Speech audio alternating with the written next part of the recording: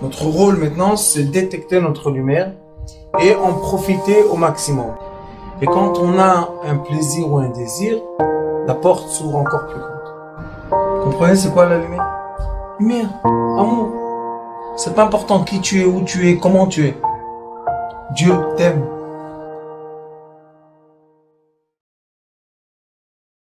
Ce serait bien qu'avant Pourim, on prépare un peu Pourim dans notre conscience.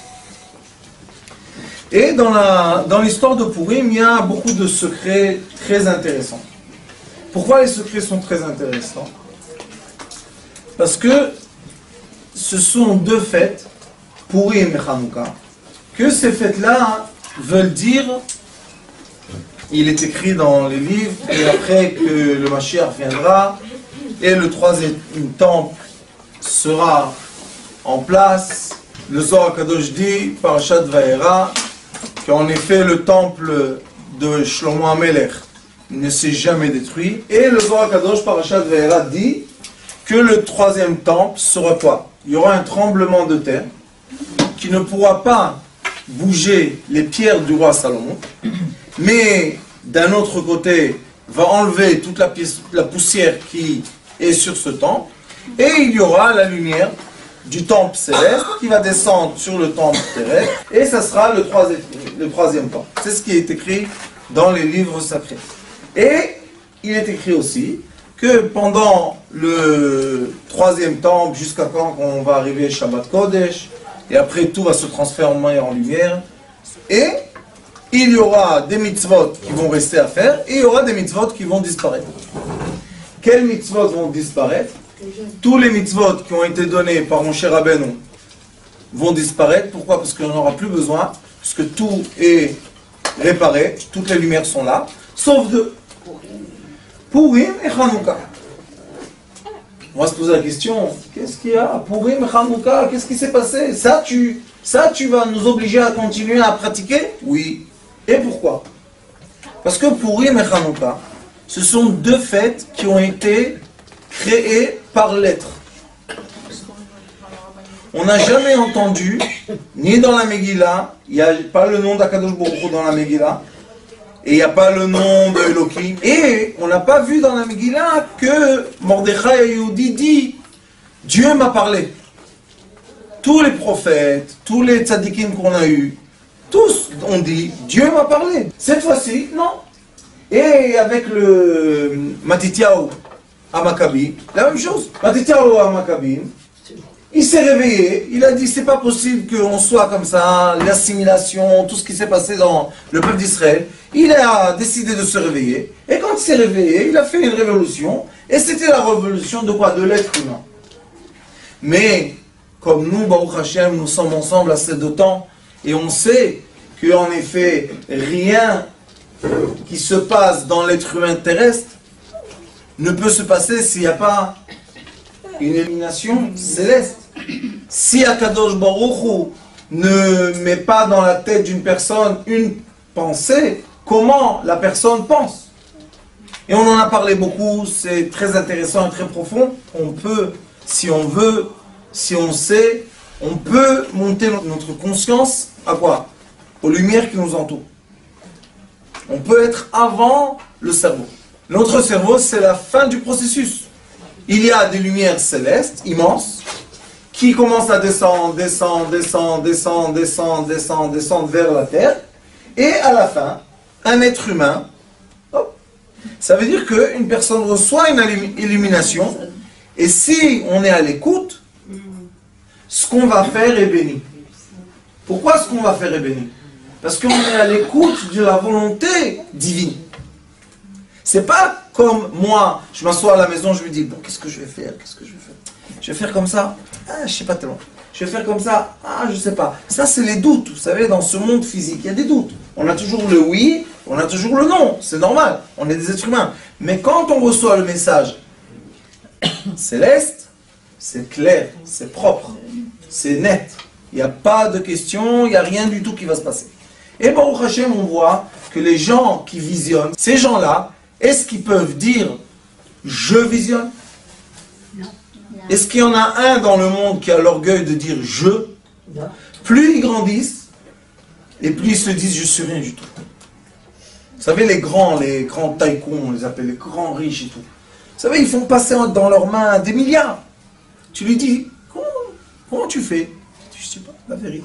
Et alors ils ont fait dans les universités une étude. Comment tu es devenu riche? Question, non? Tout le monde, on dit 95% de chance, 5% de sechel. Et si j'aurais pu jeter les 5% de sechel, je serais devenu encore plus riche. Pourquoi? Parce que chaque fois que je me suis mêlé avec mon cerveau, j'ai perdu. Ça veut dire qu'il y a une existence, qu'on peut la prouver, qui est céleste, qui illumine le chemin de l'être humain. Et chacun son rôle. Il y a quelqu'un qui doit être le premier. Mordechai Ayoudi a fait contraire au roi beaucoup de choses. Il était assis par terre devant le palais. Il ne s'est jamais devant Aman. Il est sorti dans la rue, il est habillé en jude. Pourquoi? Pour avoir le deuil du malheur. Il a dit au tout peuple d'Israël, venez, on va faire le jeûne. Quel jour? Pessah. Les sages lui ont dit, tu transgresses la Torah. Vous savez qu'est-ce qu'il a eu, Mordechai Yehudi? Nous, on lit la Megillah, on dit, allez, c'est une phrase. Mais chez Mordechai Yehudi, vous savez, quand il a dit, faites le jeûne, Tsumon Alay, on va jeûner 3 jours, le deuxième jour était la Seder. Comment Mordechai Yehudi, pour une raison qu'on ne va pas dire qui est céleste, en parenthèse, tu transgresses une mitzvah de la Torah, manger la matzah, c'est une mitzvah de la Torah. Qui t'a donné la force de transgresser une mitzvah de la Torah? C'est une grande question, ça. Mordechai Yehudi a dit, on est dans un moment très difficile, tout est permis. C'est pour ça qu'à la fin de la Megillah, si vous allez voir, il est écrit Veratzoy le rov echav. Il a été accepté par la majorité du peuple d'Israël, mais pas par tout le peuple d'Israël. Pourquoi? Qui était contre lui? Le Midrash nous dit, les sages. Les sages de la période lui ont dit, qu'est-ce que c'est cette histoire? Tu vas jeûner? Mais avec qui tu jeûnes? Vous savez qu'est-ce qu'il a ramassé, Mordechai? Tout ce qu'il y avait dans la rue, des gens, des petits, il les a ramassés tous. Pourquoi tu ne prends pas des grands sages? Parce qu'il a dit, c'est le peuple d'Israël qui est maintenant en danger. Exactement comme aujourd'hui. On est dans la même période. Il y a des rabbins, je préfère les nommer des bergers, qui disent que le peuple d'Israël est maintenant dans une sakana, dans un danger, et il faut descendre en bas dans les rues, et chercher les enfants d'Israël, à Kadosh Baruch Hu, languit ses enfants. Ceux qui sont dans les Beth Midrash, tzadikim et tout, très bien, bravo, vous avez fait le travail. Mais ceux qui sont loin, il les veut, il les cherche. Mais quel est le secret? Le secret est que quand on va là-bas, le miroir change. Tchic. Et ce secret de miroir, on a beaucoup parlé de ça ici quand on a dit qu'il y a un monde qui s'appelle Asiya et il y a un monde qui s'appelle Yetzira. Nous vivons dans 2 dimensions qui sont parallèles tout le temps. Il y a une dimension qui est action, Asiya, tout ce qui est matériel, mais collé à nous, à l'envers, comme un miroir. Il y a une autre dimension qui s'appelle Yetzira. C'est quoi Yetzira? L'esprit de l'être. L'esprit de l'être n'est pas obligatoirement l'être qu'on voit. Une personne est assise maintenant avec nous, on dit le cours, tout est très bien, on parle de Purim. Mais elle a un souci en Amérique. Où elle est maintenant? En Amérique. Elle est en Amérique. Est-ce qu'elle vit dans un monde parallèle ou pas? En fait, c'est son esprit qui est ailleurs. Très bien. Donc vous dites son esprit. On dit son corps. Il y a quelque chose qui lie les deux. Tu es et tu es. Et grâce à ce monde parallèle qui est écrit d'une façon très claire dans le Zohar HaKadosh Parashat Pekudei, à la fin de Parashat Pekudei, qu'en effet le Zohar HaKadosh veut expliquer qu'il y a des royaumes célestes, 7 attributs célestes magnifiques d'amour, et il dit, sachez qu'il y a contre ou en parallèle, il y a 7 royaumes terrestres que nous on appelle malheureusement le mot Gehenom, l'enfer. Ce mot enfer ne veut pas dire ce qu'on pense. Il veut dire qu'il y a une existence terrestre qui est dans l'action de l'être, dans notre vie. La preuve que on perd du poids, on coupe les cheveux, on coupe les ongles, on rentre dans l'âme, on coupe pas l'âme, on coiffe pas l'âme, on n'habille pas l'âme. L'âme est tout le temps comme ça. Mais nous, notre corps, tout le temps il use, tout le temps il y a des cellules qui tombent. Ça s'appelle le monde terrestre. Le monde terrestre est le monde de Asiya, de l'action. Qu'est-ce qu'il faut savoir faire? Le travail qu'on doit faire, il est d'un travail de l'esprit et du corps. Mettre l'esprit et le corps en accord. Veut dire, mon corps représente mon esprit. Combien de personnes il y a que vous connaissez autour de vous qui se déguisent tous les jours à quelqu'un d'autre? Si, il y en a plein. Il y en a plein. Pourquoi aujourd'hui tu fais les cheveux comme ça, après tu fais les cheveux comme ça, après tu mets la perruque, après tu mets le kissouroche, après tu mets... Qu'est-ce qu'il y a? Sois stable dans ta vision. Mais la personne se lève le matin. Non, j'aime pas. Qu'est-ce que tu n'aimes pas? Cheveux noirs et tout. Je vais faire blond. Allez, elle va à la coiffeur, blond. Elle vient à la maison, comme ça blond. Elle tape à la porte. Surprise! Son mari, le pauvre, il s'évanouit. Qu'est-ce qu'il y a? J'ai pas payé la location, qu'est-ce que c'est? Elle dit, Jojo, c'est moi, Yvette. Tu sais ce qu'il est, Yvette, toi. Le pauvre, il reçoit un choc électrique. Mais après, il s'habitue. Oh, il s'est habitué, blond comme ça. Qu'est-ce qu'il va faire, le pauvre? Après, elle prend le tour, là. Elle fait les cheveux courts comme ça. Betterave. Vous connaissez ça? Betterave. Foncé. Elle tape à la porte. Jojo, tu me reconnais pas? Je dis ça. Madame, c'est en bas, là, c'est pas chez moi. Elle est où, ma blonde? Elle est plus blonde. Maintenant, elle est rasée, betterave. On rigole, mais vous savez, ça montre que la personne n'est pas elle-même.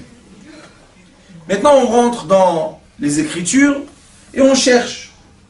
C'est pas qu'on cherche parce qu'on sait qu'est-ce qu'on va trouver, parce que ça, c'est de l'orgueil. Mais on étudie, on va dire, avec la tête un peu plus ouverte. Et on voit qu'il y a dans la Mishnah quelque chose qui est très intéressant. C'est un débat de halakha très long qui veut poser la question. Comme on ne dit pas, on ne lit pas la Megillah tous le même jour, de nos jours, Jérusalem, disons, va lire le 15, et nous on va lire le 14. Si je suis à Jérusalem le 13, et le 14, je dois lire à Bnei Brak, le 15, ils lisent à Jérusalem. Mais, pour une raison ou pour une autre, je me suis dit, je prends l'hôtel à Jérusalem et on reste dormir ici. Est-ce que maintenant je suis quelqu'un qui a les lois de Jérusalem sur lui, ou bien j'ai les lois de Bnei Brak et je lis à Jérusalem le 14 et non pas le 15?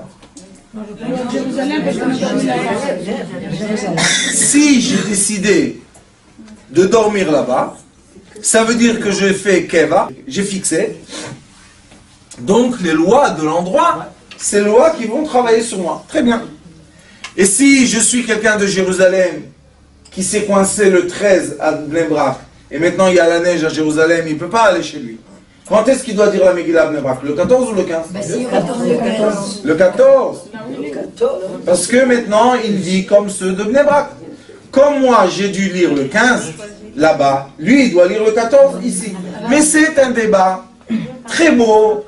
Mais dans ce grand débat qui est très intéressant, est-ce qu'il y a le secret que je vous ai dit tout à l'heure? Le monde parallèle. Comment vous dites? Le dédoublement. Le dédoublement. Regardez une chose très intéressante. Kfarim ve'ayarot. Alors on a ici deux mots principaux qui sont Kfarim, c'est les villages, et Ayarot, ce sont les villes. Mais la Mishnah nous décrit, c'est quoi une ville, c'est quoi un village? Kfar, on écrit Chaf, Pei, Resh. Kfar. Ir, on écrit Ain, Yud, Resh. on a deux resh, kfar et ir, on a le resh et le resh, d'accord? Ce sont les mêmes. Et après, on va enlever les lettres qui sont en trop. Qu'est-ce qu'on fait? Dans le mot kfar, il y a le mot par, pei veresh, et dans le mot ir, il y a ein, yud, resh. Quelle est la lettre qui vient après ein? Ein. Pei. Rajouter à 70, 10, le yud. Ir devient quoi? Par. Par. En effet, ce qui se passe, après qu'on va faire le compte ensemble, ce qui se passe, c'est que le kfar et le ir sont les mêmes. Puisqu'on a reçu le mot par. Si ils sont les mêmes, pourquoi tu me dis ir, c'est un endroit qu'il y a 10 Talmidei Chachamim qui étudient, et kfar, c'est un endroit où il n'y a pas 10 Talmidei Chachamim qui étudient. Donc dans le ir, ein, yud, resh, il y a la Shekhinah, puisqu'il y a 10 Talmidei Chachamim. Dans le kfar, il n'y a pas la Shekhinah, puisqu'il n'y a pas les 10 Talmidei Chachamim. Alors on dit en hébreu, celui qui ne croit pas en Dieu, comment on l'appelle? Kofer, kafar, kfar. Kfar, kofer. C'est pas kofer, chas v'shalom, on ne va pas l'insulter. Mais il est dans un endroit qui ne représente pas à la première vision, qui ne représente pas la Shekhinah, mais ça c'est en première vision, comme ça. Mais quand on commence à chercher dans les lettres, on voit une chose très intéressante. Je ne viens pas dire chas v'shalom que c'est ça, mais juste en première vision, on va dans un kibbutz et on ne voit pas ni synagogue ni rien du tout. Qu'est-ce qu'on dit? Kofri. On ne sait rien du tout. On ne sait rien du tout. Qu'est-ce que tu sais, ces gens-là? Qu'est-ce qu'ils font? Qu'est-ce qu'ils font pas? Qu'est-ce qui se passe? On ne sait rien du tout. Imaginez-vous que dans ce kibbutz, il y a une usine qui fait la pharmacie, qui crée des médicaments et qui sauve la vie de millions de gens dans la rue, dans le monde. Qu'est-ce qu'on sait? On ne sait rien du tout. Mais, en première vision, on voit ce qu'on voit. Top. Nous disent le sage, Al tistakel bakankan, regarde jamais ce qui est extérieur, et la main chez betocho, regarde ce qui est intérieur. Toda. Alors, au lieu de juger les gens, qu'est-ce qu'on fait? On observe. Parle avec lui un peu, tu vas voir. Les gens avec des tatouages, avec des piercings, avec tout ce que tu veux, c'est des anges. Quand je vous dis des anges, des anges. Quand on a besoin d'aider aux parents, c'est les premiers qui viennent. Alors pourquoi tu as tout le piercing et tout? On comprend rien, on se tait, c'est tout. Kfar et ir, c'est par et par. Par. Maintenant regardez comme c'est magnifique. Il est écrit que Yom Kippourim, il veut ressembler à Purim. Kippourim. Je me suis posé la question, vous comprenez? Kippourim, Purim. Je me suis dit, pourquoi il veut le ressembler? Dans quoi il se ressemble? Dans le mot Purim, il n'y a pas Purim, pas Eresh, vous comprenez? Dans le mot Purim, il y a Pei Eresh. Dans le mot Kippourim, il y a Kfar. Qu'est-ce qui s'est passé? Est-ce que Kippourim est devenu le quoi? Le village, Kfar, et Purim est quoi? Par, et la ville. Qui est plus important que qui? La ville. Il y a les 10 sages. Alors on voit que les miroirs jouent. Une fois tu vois quelque chose d'important, hop, il devient moins important. Tu le bouges encore une fois, il devient plus important. Le par fait bouger les choses. Et je suis obligé de vous dire que ça ne vient pas de moi parce que vraiment, aucun rapport. Mais j'étais assis comme ça, j'étais 2 jours là à Natania, un peu me reposer avec ma rabbinite. Et j'ai dit à Kadosh Baruch Hu, qu'est-ce que tu veux chez nous? Après, avant que je vous dise le secret que vous avez tous très heureux, Et après, dans la Mishnah, on trouve, encore une fois, par. C'est quoi par? En ben Kohen mashouach b'shem el mishra le meroube bgadim, ela par. C'est quoi par? Il est écrit ela par. C'est quoi un par, vous savez? Un veau. Le veau, on l'a emmené sacrifice au Beth Amikdash. Alors on voit tout d'un coup quelque chose de très intéressant. Le mot par représente le veau qui représente le sacrifice. Maintenant on va refaire le compte en arrière. On a dit Kfar et Ir. Qui est plus important? Le Ir. Kfar et Kepar. Là-bas, dans le kfar, kapara, vous savez c'est quoi kapara? Oui. Faire la kapara, c'est comme une kapara. Pourquoi? Parce qu'il n'y a pas la shrina, il n'y a pas 10. Aval Bahir, yesh. Qu'est-ce qu'ils peuvent emmener? Par. Ils peuvent emmener le sacrifice. Très bien. Purim, qu'est Purim? Purim, on a par, comme Ir. Beki Purim, on a kfar. Kaper, c'est le jour que Akadosh Baruch Hu nous épargne de tout. Yechaper alechem mikol chatotechem lifnei Hashem titaru. C'est quoi le sacrifice? Quand quelqu'un était encombré, on va dire en japonais, ramma, il n'en pouvait plus le pauvre, c'était trop lourd. Il va au Beth Amikdash, chez le Kohen. Et le Kohen, il emmène le sacrifice. Et la personne, elle est contente, tout le monde était très relaxé, très bien, bon, donc ce par-là, ce veau, a une signification. Maintenant, le cadeau des cadeaux que j'ai reçus. Ceux qui écrivent, écrivez bien, vous allez voir quelque chose de beau. Par, c'est comme ça. En petites lettres, Reish, en hébreu c'est 200. D'accord? Reish c'est 200. En petites lettres, 2. Le Pei, en hébreu 80. En petites lettres, 8. 8 et 2 10. Aleph. Echad. Maintenant, on va remettre les lettres en place. Ça, ma tante, c'est la façon de dire bien ancien, d'enseigner la Torah avec du sucre et du miel. Vous prenez le Aleph, comme je vous ai dit, Yud c'est 1, en petite. Yud c'est 10, en petites lettres c'est 1. Quand on fait les chiffres et les lettres en hébreu, on a les grands chiffres, les moyens et les petits. On a les 1000, on a les 10 000, les millions, mais quand on veut comprendre la signification du point de la lumière, on rapetissait les lettres jusqu'à quand on arrive à une lettre, qui signifie un chiffre. Si on aurait arrivé à 40, on aurait dit 4.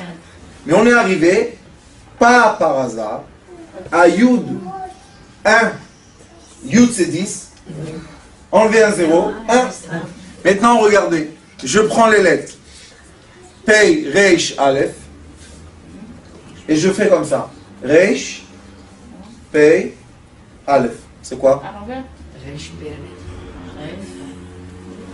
Rapport, Irapé. Vous savez, c'est quoi rapport? Guéri. La guérison, exactement. La guérison, c'est Reish, Pei, Aleph. Et c'est quoi la guérison d'après le Zohar HaKadosh? La guérison totale de l'être humain d'après le Zohar HaKadosh est quand Ari Hanpin, on l'écrit en hébreu, le visage long, la lumière longue qui est la grande lumière, descend vers la petite lumière. La vraie guérison est quand le grand aide le petit. Et non pas quand le grand juge le petit ou lui fait du mal. Est-ce que tu peux juger un enfant? Non. On a Enrico Macias, notre ami, qui dit « Malheur à celui qui fait mal à un enfant. » Malheur, pourquoi? Tu ne touches pas un enfant. On ne touche pas. Vous savez, dans le Talmud, il y a une histoire qu'il y a eu un enfant qui avait faim. Alors il a couru dans le marché et il a volé un pain. Il a volé le pain. Ils l'ont attrapé, ils l'ont massacré, ils l'ont emmené au Bédin. Le Bédin a dit, chacun qui l'a frappé doit lui donner une pièce. Pourquoi? Parce qu'un enfant qui vole du pain, c'est un enfant qui a faim, et tu le frappes en plus. Il n'a pas reçu son coup, ça y est qu'il est faim, qu'il doit avoir honte, qu'il doit voler pour manger, ça ne suffit pas. Encore tu le frappes. Ça, c'est la façon, écoutez-moi bien, qui s'appelle la rigueur. La rigueur est le jugement, la punition, mal penser sur les autres, le lachon hara qu'on se permet à dire pour tout le monde, avoir l'envie, avoir la kina. C'est quoi kina? C'est jalousie de quoi? Qu'est-ce que tu veux chez lui? Fais ce qu'il fait et laisse-nous tranquille. Non, pourquoi il n'a rien ici? T'as vu un peu? Qu'est-ce qu'il a? Qu'est-ce que tu veux chez lui? Ouvre la même chose à côté de lui. Et alors? Chacun son soleil, chacun son enfant. Alors notre Torah sacrée, qui est la Torah du Zohar HaKadosh, qui est la douceur de quoi? De la lumière. Dit, le Zohar HaKadosh dit, c'est quoi la refoua en araméen asuta? Je vais vous dire encore une chose comme ça, vous faire plaisir un peu. Abraham Avinu, quand il est écrit dans la Torah qu'il a envoyé les enfants de Hagar, de Torah, pour qu'ils ne vont pas hériter Yitzhak, il a dit qu'il les a donnés avec des cadeaux. Et vous savez où ils sont allés? En Asie. Vous dites en français l'Asie. En hébreu, Asia. Asia en hébreu, vous savez c'est quoi? Action. Le Asia. Asia, Aleph. Asia veut dire une fois. La guérison. Il leur a donné les outils de guérir. Avec les plantes, avec les minéraux. Alors on a le Asia, qui est quoi? Et c'est pour ça que les enfants d'Abraham Avinu, qui sont partis en Asie, qui sont les Asiens, ils ont tous, depuis des milliers d'années, ils ont tous les médecines. Nous, notre médecine moderne, c'est qui? Socrates. Et après Socrates, c'est il y a 1000 ans, c'est pas long. Eux, ils ont 4000 ans de médecine. Pourquoi? Parce qu'Abraham Avinu, on les a envoyés Asia. Il les a envoyés avec toutes les médecines. Quel est le cadeau le plus grand qu'on peut recevoir sur terre? C'est de se sentir bien. Si je suis bien moi et mon âme, mon corps et mon âme, on est alignés, je peux tout faire ce que je veux. Mais quand je me sens pas bien, tu peux être avec ton corps à la maison et ton âme où tu veux, mais ça sert à rien du tout. C'est pour ça qu'Akadosh Baruch Hu a dit, en secret, que je vous ai montré comment vient le secret. Aleph, on a trouvé le Aleph, dans Par, on a trouvé le Aleph. Aleph s'appelle d'après la Kabbalah Alufo Shel Olam, Keter. C'est la lumière la plus belle, la plus grande et la plus gentille qui existe. Il est écrit dans cette lumière, Ani Hashem lo shiniti. Moi, Dieu de miséricorde, je n'ai jamais changé. Yesh pasuk, il y a un pasuk, Ani Hashem lo shiniti. Moi, je n'ai jamais changé mon statut. Moi, Dieu, je suis tout le temps dans la miséricorde. Et c'est pour ça qu'il y a l'amour, le désir, l'envie, tout ce qui se passe entre nous et Akadosh Baruch Hu, c'est en fait tout ce qui doit se passer entre nous, tous les degrés de notre corps, qui sont les reflets de tous les degrés de notre âme, qui doivent être alignés. Et quand on est aligné, on est dans la Géoula. Qu'est-ce que a fait Mordechai Hayoudi? C'est quoi la refoua shlema qu'il a fait Mordechai Hayoudi? Mordechai Hayoudi a dit, comme le peuple d'Israël dans l'exil de Babylone, la plupart des hommes se sont déjà assimilés avec des femmes non juives. Et comme on ne sait plus qui est juif et qui n'est pas juif, alors il a fait comme mon cher Rabbeinu. Mi el Hashem elai. Qui veut le peuple d'Israël? Les gens sont venus. Il est écrit dans la Mishnah, Asoufi, Azouvi, plein de noms comme ça, on ne sait pas qui c'est. Celui-là, il s'est passé qui son père. Parce qu'avant, vous savez, les enfants orphelins, ils étaient dans les marchés, dans les chouks. Tu pouvais le prendre du chouk et c'est tout, il est à toi. Alors il les a ramassés tous. Mordechai Hayoudi. Et il a dit, le peuple d'Israël, malgré que c'est maintenant Pessah, et c'est aujourd'hui Yudal et Benissan, comme on est en danger, et bien le danger réel qui s'impose sur le monde de l'action doit être traité premier. Et maintenant on ne va pas avoir tous des ailes comme ça, on va dire qu'on est des anges. Parce que, Chas de Shalom Aman Aracha, Ça y est, il a envoyé la lettre à tout le monde. Et Chas v'Shalom, le peuple d'Israël, il y avait la permission d'exterminer le peuple d'Israël. Et qu'est-ce qu'il a été écrit, vous savez? Zarak et Tapou. C'est quoi Pou? Par. Mais dans le par, le Aleph, Rafo, c'est quel Rafo celui-là? Avec un Vav. On a un Rafo avec sans Vav et on a avec un Vav. Quand c'est avec un Vav, le Vav, c'est la lettre qui unit entre les deux mondes. On a un He en bas et un He en haut. Dans le nom de Dieu, comment on a? Oti ou dote, ot Vav, ote. Et notre travail, c'est toujours de relier le monde du He en bas au He en haut. C'est tout le travail qu'on a à faire. Comment on le fait? Par le Vav. C'est quoi le Vav? Tzadik. C'est qui le Tzadik? Mordechai Yehudi. Ah, Mordechai Yehudi, tu n'étais pas accepté par tous tes frères, les grands sages du Sanhédrin? Oui, c'est vrai. Mais Mordechai Yehudi a réussi. Parce qu'il est descendu en bas vers le peuple d'Israël. Il a réussi à faire quoi? Rafo. Il a réussi à tirer le Aleph d'en haut, la lumière, en bas, jusqu'au peuple d'Israël. Et voilà la Géoula qui est venue. Et s'il est écrit que pendant Purim, on a reçu la Torah par amour et non pas par force. Parce que quand on était au mont Sinaï, il est écrit que la Torah était imposée sur le peuple d'Israël. Mais Akadosh Baruch Hu a attendu que le peuple d'Israël aime la Torah, veut Akadosh Baruch Hu, par amour, par union, non pas imposée. Quand est-ce que ça s'est passé? Kiblu, vekimu alem hayudim. Les Juifs ont dit oui, on te veut Akadosh Baruch Hu. Ça, c'est la Géoula Shlema. La Géoula Shlema, c'est quand les bergers du peuple d'Israël arrivent à tirer tellement de miséricorde sur le peuple d'Israël que le peuple d'Israël commence à recevoir quoi? La guérison. Refoua. Rafo ye rafé. Akadosh Baruch Hu rotse refoua. Dieu veut qu'on soit saint. C'est quoi être saint? Le corps et l'âme alignés. Ça veut dire que Purim, la mitzvah de Purim, vous savez c'est quoi? La Megillah, on va dire que c'est spirituel. Mishloach manot, matériel, va'afta l'cha kamocha.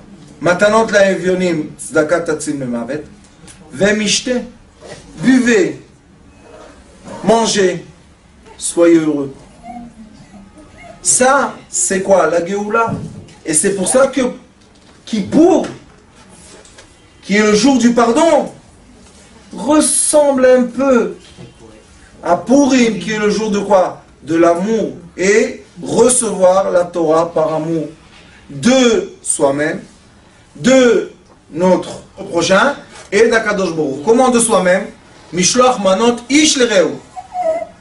Pourquoi tu me dis ish l'ireu? Ça veut dire que toi tu dois donner et tu dois aussi recevoir. Il y a une halakha, celui qui est malheureusement en deuil, on n'a pas le droit de lui envoyer Mishloach manot. Ça veut dire qu'on voit que la personne, une des mitzvot, c'est recevoir le Mishloach manot. Je reçois.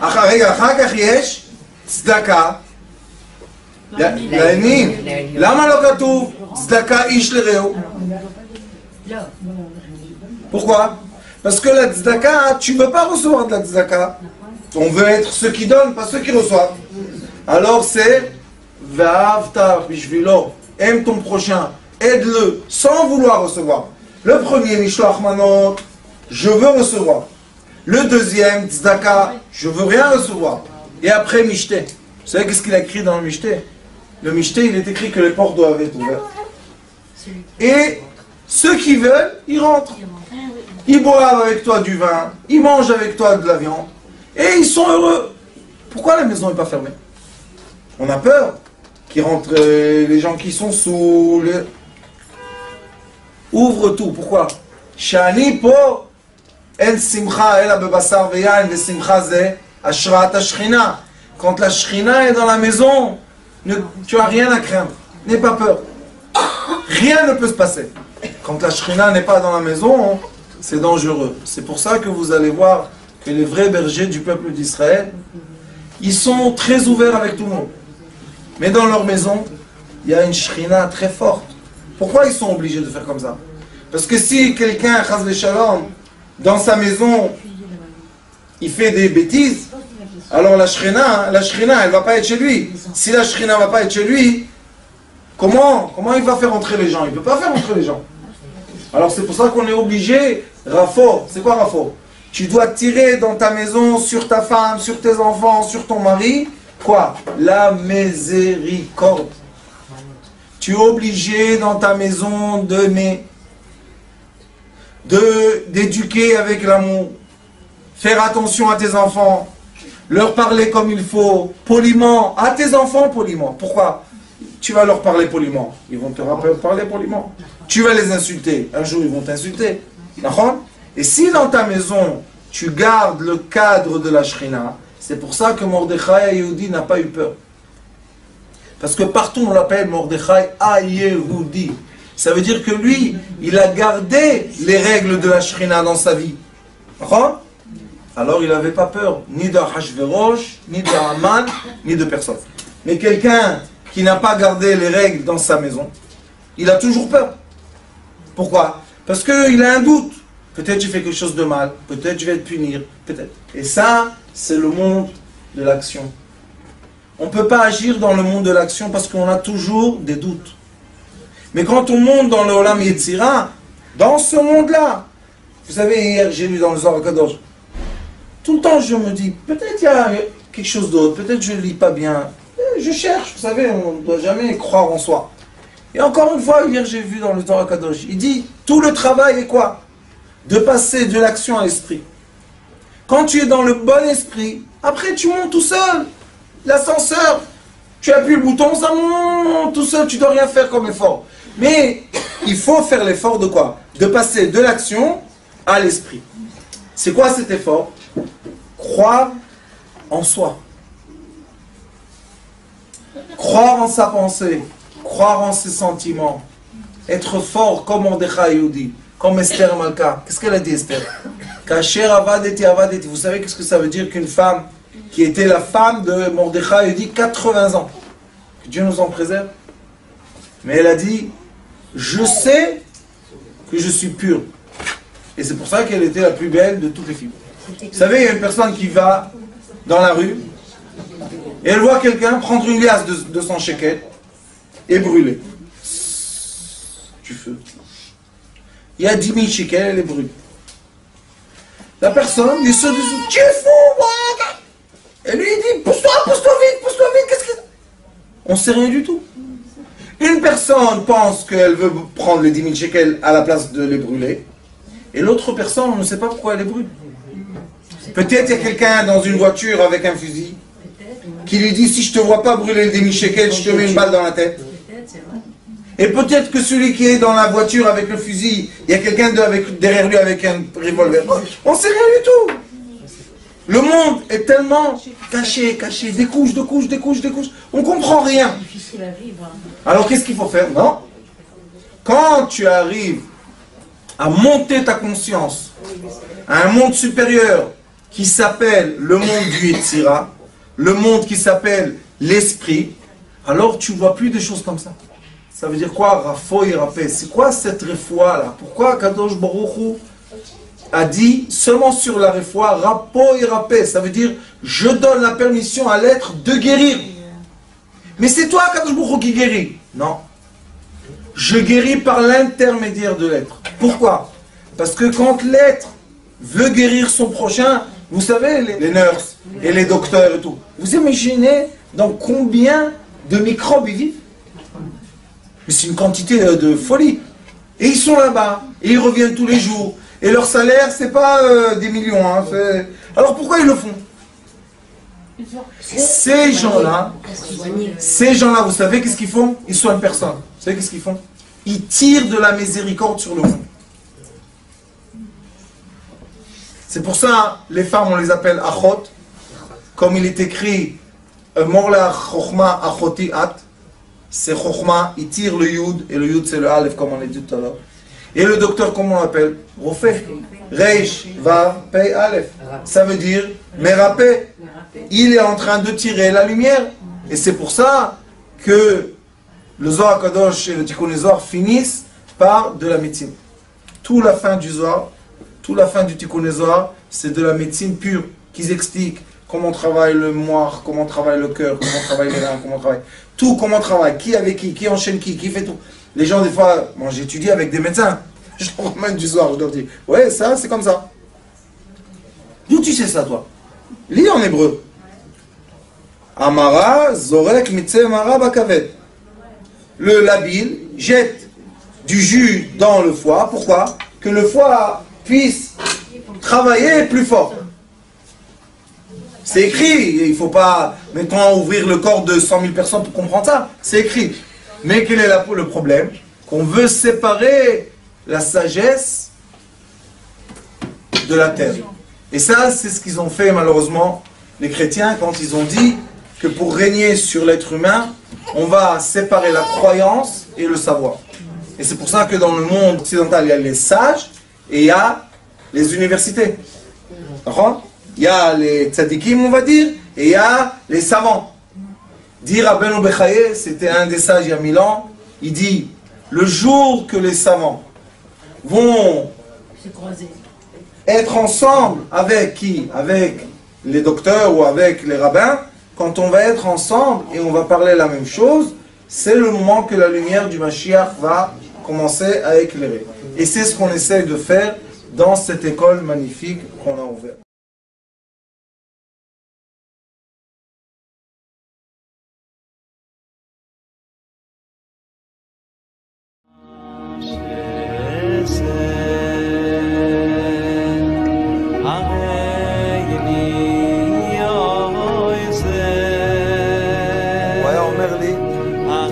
בבית שלי יש מלאכים, לא רוצה לצאת מהבית.